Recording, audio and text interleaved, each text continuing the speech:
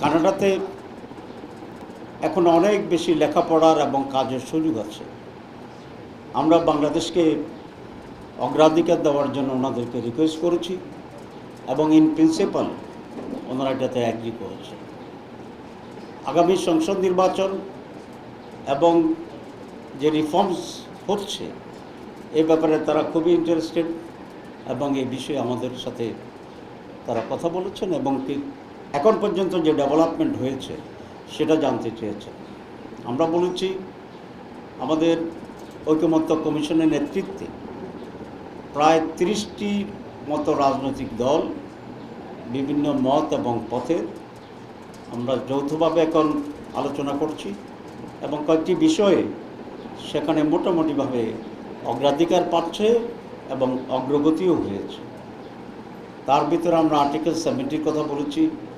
আমরা স্ট্যান্ডিং কমিটির কথা বলেছি, আমরা দ্বিকক্ষ বৈশিষ্ট্য যে পার্লামেন্টের প্রস্তাব আছে সেটাকে আমরা ব্যাখ্যা করেছি, নারী আসনের ব্যাপারে কথা হয়েছে, টোটাল নির্বাচন পদ্ধতির ব্যাপারে জামাত ইসলামী যে পিআর সিস্টেম চায়, রিপ্রেজেন্টেটিভ সিস্টেম, সেটাকে আমরা ব্যাখ্যা করেছি এবং আপার হাউস এবং লোয়ার হাউসের যে নতুন প্রস্তাবনা সেটার কন্ডিশনাল যে সমস্ত অগ্রগতি হয়েছে সেটাকে আমরা বর্ণনা